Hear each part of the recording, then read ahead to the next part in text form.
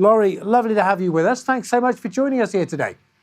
Well, thank you. I'm super excited to be here, and it's a privilege to be amongst this group of wonderful leaders. And I'm very excited to share our engagement strategy and hopefully provide some good perspective and insights for the audience. Yeah, look forward to it, Laurie. I'm really looking forward to hearing the journey that you've been on and the lessons that we can take away from that, because I'm sure that many of our audience are on similar journeys themselves. Before we do that, before we hand over to you to walk us through it, I do want to revisit the results of an earlier poll that we ran with our audience. We were asking them about what their return to work strategies look like going forward in terms of flexible working and remote working. So let's maybe take a quick look at those findings now if we can. The producers will pull those up. What does the working week look like post-pandemic for the majority of your staff? So a pretty even spread there. Interestingly, nobody is in full-time back in the office there. Most people are going to be doing 1 to 2 days remotely the rest of the time in the office, and then an even split between the other two results there. A few of you going full-time remote, interestingly. Laurie, some thoughts on that? I know that this is a strategy. Flexible working has been a key plank, key pillar in your strategy. What do those results tell you? How do they resonate with you? Well, I mean, I think that it's been an interesting time, right, for all of us. And flexibility is frankly foundational to our engagement strategy, because we know that our team members, we know that employees, having gone through this, very disruptive COVID experience, certainly want the ability to have some level of control over their schedules and some level of control as to where they work.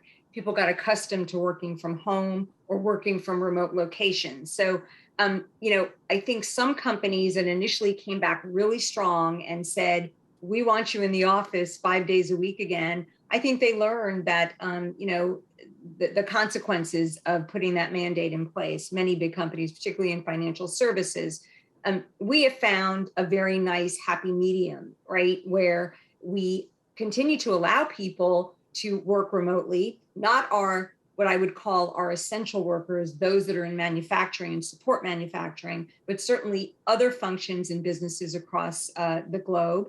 But we also allow or enable folks to go into an office if that's what they so choose to do, because they miss the camaraderie and they miss the connection. But we have put a lot of thought and, I would say, tools and resources in place to ensure that engagement and productivity continues to be quite high, even in a virtual environment. The results of that survey do not surprise me. I think that some of this is driven by employees, where they say it's been nice to be home, but I'm ready to go back to an office. But I think if you polled, a massive amount of workers, they would likely lean toward having greater flexibility, at least in the research that we've done. Yeah, great. Thanks, Laurie. Well, that feels to me to be a nice segue into your presentation. So let's get your slides up here, and I can hand over to you. So, folks, if you do have any questions for Laurie about the journey that her organisation is on, perhaps you want to share some thoughts about the journey that you folks are on, or even just ask a question or provide a comment, please do get involved. We would love to hear from you. Just ping us a message in the chat and we'll get you up here as soon as possible. I will be back to facilitate some questions towards the end of the session, Laurie, but for now, I'm going to hand over to you. That's wonderful. I am going to be asking folks to advance the slides for me. I hope that they let you know that. Yeah, that's absolutely fine. I'll give them a nudge if I don't feel that they're listening to you. Okay, very good. So, we can certainly go there. So there's the introductory slide. So a few things I'll say. I know that you did a very lovely introduction. I appreciate it. But just a little additional background on me. I've been with Zimmer Biomet just about 3 years, and I've been the CHRO since late 2020. I spent 23 years with Johnson & Johnson, and then I spent several years with Cardinal Health. So I've been in the healthcare space pretty much my entire career. And very, very, again, want to reiterate how excited I am to be here. So if we could go to the next slide, that would be wonderful. Yeah, so our goal at Zimmer Biomet, and I'm sure it's at many of your organizations, if not all, is to be a great place to work, is to be a best and preferred place to work. It is one of our top strategic pillar priorities, which I'm going to share with you. And I'm going to talk a little bit about that evolution of the culture based on the dramatic and rapid shifts that we saw given the pandemic that we continue to live through all across the globe. So if we could go to the next slide, that would be great. All right, so a little bit about Zimmer Biomet. So we are a global organization in the medical technology space, specifically in orthopedics. We manufacture products from implants for knees and hips to robotics. We are very, very focused on our ecosystem of technology to really drive advanced solutions for our patients.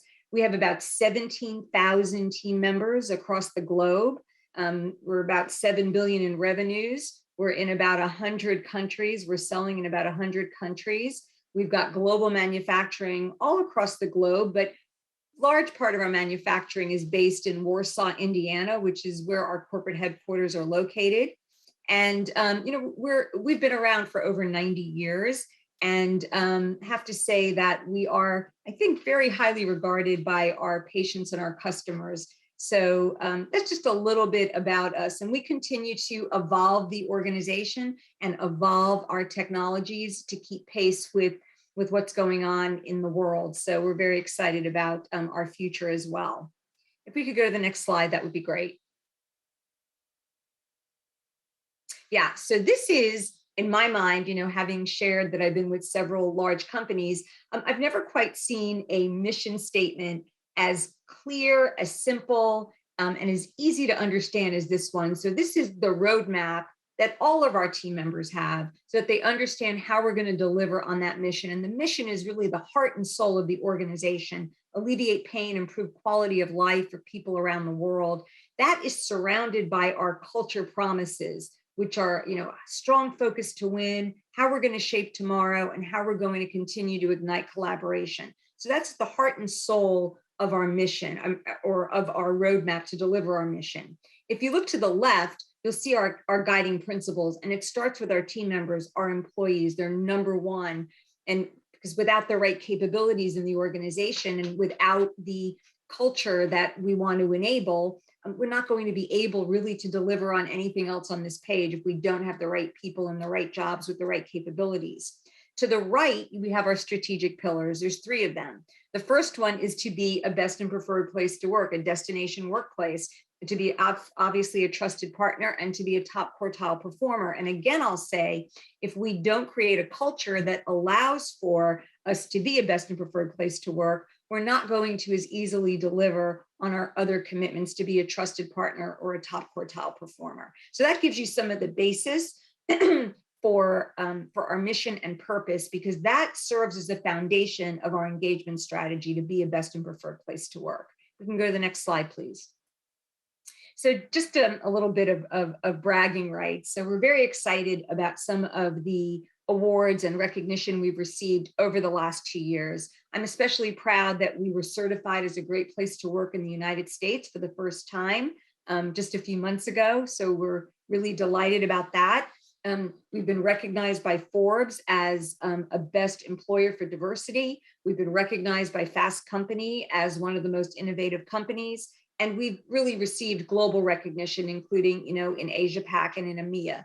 So, this is a great starting place for us, but we have even bigger and broader aspirations. And I think this is really a byproduct of the great work that we're doing within the organization. So just wanted to share that with this group. We can go to the next slide, please. So I'm going to give you a very brief, this is a build slide, so just keep clicking till we get to the end. So it's all on, thank you. It's all on the same page. So there's something called the employee value proposition. And what that really is the contract between the employer and the employee. So back in the 20th century, this was about basic needs, the Maslow's hierarchy of needs, where employers provided fair pay, good benefits, and gave job security in exchange for loyalty and commitment, which is why in many companies, you have team members that have been with the organization 30, 40, 25 years, that there's a strong sense of loyalty that started with this very foundational piece right here. Then as things evolved, and I would call it pre-pandemic, we still had the loyalty contract, but in addition to that, it evolved into an engagement contract where, in addition to fair pay and good benefits and job security, team members or employees really wanted to be recognized for their contributions, the achievements that they made to the organization, to be treated fairly, to have that sense of collaboration and camaraderie. And what that created was a really good feeling for the employee about the work they were doing. And then came the pandemic, which turned the workforce and workplace on its head. And it did so, as I said early, very dramatically and very rapidly. And what we've seen emerging in this sort of post-pandemic environment is the lifestyle contract, but I like to call that the employee-driven contract, because we know now that team members really want that flexibility. They want to make sure that their employer is demonstrating a commitment to their holistic health and well-being. And that means supporting their physical, their social, their emotional, their financial well-being. And this shows up in a lot of different ways that I'm going to talk about, but flexibility has really been sort of the foundation for this. And let's face it, for 3 years, for the most part, we've been on, these endless WebExes and Zoom calls, almost to overcompensate for the fact that we couldn't go to an office because of the situation we were dealing with COVID. And I think that created a tremendous amount of burnout. It created a sense of introspection for many workers to really determine, hey, is this what I really want for my life? And it just created a whole new set of, I would say, attributes that we need to now address. And what we're doing is addressing it through our engagement strategy. So if we could go to the next slide, that would be great. Yeah, so here's some statistics that won't surprise you. And by the way, I should say this, I should have said it earlier. Our engagement strategy is built on feedback that we received from our engagement survey results that we deploy every year globally. We're about to deploy this year's in a couple of weeks. We did a lot of benchmarking. We did a lot of external research to gather data. So these are some numbers that won't surprise you. Throughout this pandemic, in the last 2 years, over 65% of the workforce are looking for new jobs for lots of different reasons. 1 in 4 workers in the United States just quit their jobs. They didn't have another job to go to. They just said, I'm done. And they left the workforce.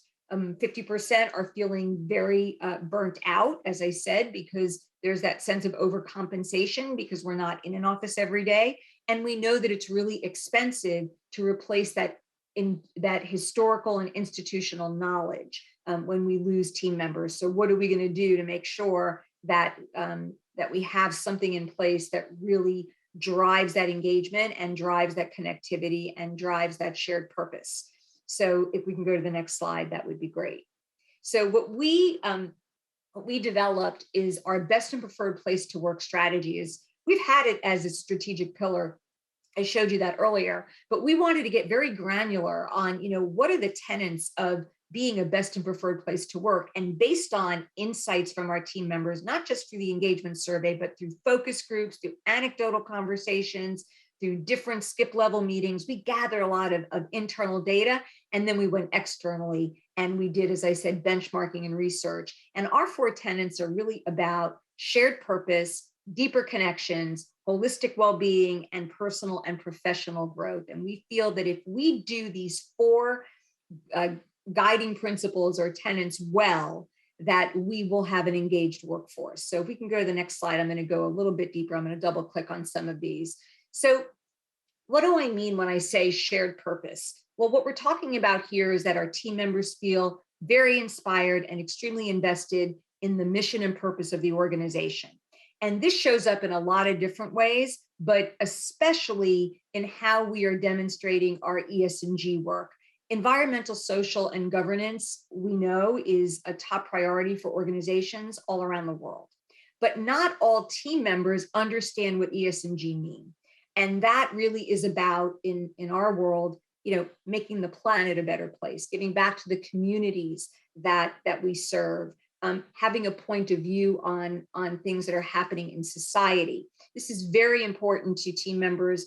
I would think at all generations, but you really see that generational sort of bifurcation as you get deeper into the data. So what we plan to do here, and I'll go deeper on another slide, is to make sure that our team members understand our mission. We're having mission ceremonies to address that and really understand the goals that we have for ESG and just understand what ESG is all about. And we actually have an ESG 101 that we're deploying through our chief communications officer who oversees ESG, and we're super excited about that.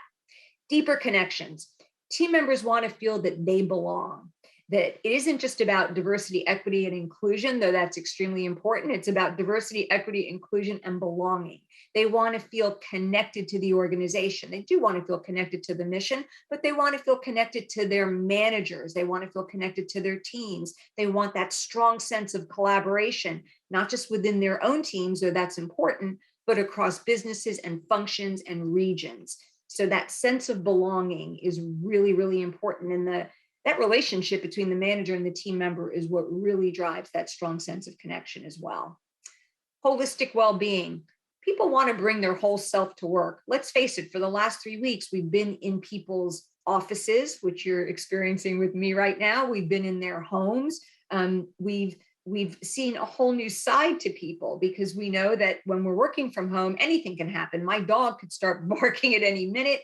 Children are running around. Sometimes we have multi-generations in the house and we see some of that activity. So folks are feeling more comfortable saying, I want to bring my whole self into the workplace and I want to feel cared for. I want to feel that my employer is allowing for that flexibility because of the burnout that I've been experiencing, and that they're giving me support in areas that are not just around my physical well-being, but my emotional, my social, and my financial well-being. And we've put programs into place to address that. And then I feel valued. I feel that the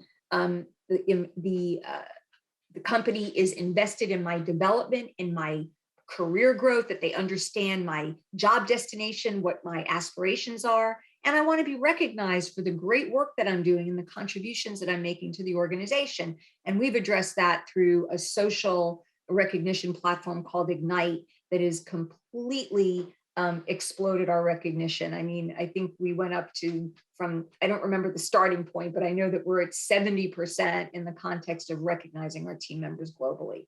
So that gives you a little more insight into what our engagement strategy looks like. If we can go to the next slide, please. So what I'm going to do now, I'm going to go pretty quickly through these because I do want to make sure we have Q&A, is I'm going to double click on what these mean and the commitments that we've made. So as I said, we did a lot of research to get this data that really would help us feel that our decisions are being data driven. You know, we're not just making decisions, you know, through emotion or intuition, that we've got good data. So we know through external research that over 50% of workers feel that, you know, mission driven, that feel mission driven are more likely to stay with a company longer than 5 years if they're with an organization that truly has a very strong mission and purpose. We know that 75% of millennials would take a pay cut to work for a company that prioritizes ESG goals. And we know that 60% of workers say that their ESG efforts make them feel engaged at their job. So our commitment here is really to ensure that our team members understand our philanthropic work that we're doing, our ZB Foundation, which we put together in the last 2 years, that they understand what we're doing to make the planet a better place. And you know, how we're going to expand those philanthropic efforts as well, and really educate our team members on what those ESG goals are and why they're so important. So this will help us, and also, by the way, make sure that all of our team members, because we had a lot of folks join during COVID and had to do their onboarding remotely. So now that we're getting together more in person, our CEO is holding mission ceremonies, which really speaks to the mission and purpose of our organization. It's a very emotional experience, and we're doing those globally. That really helps, especially our new team members, understand what we're all about, and those that have been with us for a while get re-inspired by our mission. Next slide, please. Deeper connection. I want to feel that sense of belonging. I want to feel that I'm included in decision-making, that I feel that connection to my manager. Well, we know that 76% of job seekers consider workplace diversity a very important factor when they're considering opportunities. 49% of Gen Zers, those are the folks that are coming into the workforce now out of grad school or right out of college, think that employers should be doing more to promote inclusion in the workplace. And 84% of workers say they would leave their job because of the relationship or lack thereof with their manager. So how are we doing this? Well, we've got a very strong diversity, equity, and inclusion strategy that includes our employee resources group, and we're making sure that our team members are very much aware of that. This is about ensuring that our managers are connecting with our team members, especially when we're in a virtual environment. We put some very, I would say, very meaningful, I don't want to use the word mandate, but very meaningful programs in place where team members and their managers are asked to be checking in quarterly and memorializing those conversations in our system of records, so we know that that connection continues to grow, and that our team members are coming together for reasons that make really good sense, that when they come into the office, it's really purpose-driven. So I would just say that, we've got some really wonderful tools that I think I'll be showing very briefly as to how we drive this in the organization. If we can go to the next slide, please. I feel cared for, right? So this is about holistic well-being, that flexibility, and that, those different sort of dimensions of well-being. So 1 in 7 jobs are now remote. Before the pandemic, that was like 1 in 70. 86% of remote workers want to keep working remotely, at least part-time. And we've seen that in our own data. And 70% of workers would leave an organization for another to reduce this sense of burnout. So we have a number, first of all, we've got a great workplace flexibility program in place, a virtual workplace actually policy that we put into place that has worked very effectively for us. And so far, but we know we need to be flexible within our flexibility. So as we see more team members saying, hey, I want to be back in an office, we absolutely allow for that with the right precautions. We want to make sure that our benefits programs go just beyond, your visit to the doctor, your visit to the dentist, right? We've got programs that are focused on mental health, on emotional well-being, and on financial well-being. And we've put some measures in place on the burnout piece. We've got a team that's cross-functional, it's global, that's focused on workload and simplification to see, hey, what are the critical few things we should be focused on to advance the business and not spend a lot of time and energy on programs and projects that are not going to do that. And that will reduce workload. Can we go to the next slide, please? And this is all about team member development. And listen, we saw this, this is pretty pervasive across industry. During the pandemic, folks felt that their career progression was either stalled or just simply stopped. And that was likely because we were focused on so many other things. 48% of workers would consider switching jobs to get specific skills. So we're saying, well, let's make sure that doesn't happen by offering the right development and training internally so we don't lose folks. And 53% of workers said they would stay with the company longer if they feel appreciated. So what have we done here? Well, we just committed a nice chunk of money to team member development in bringing in some leadership development programs that have sort of been sidelined for the last 3 years.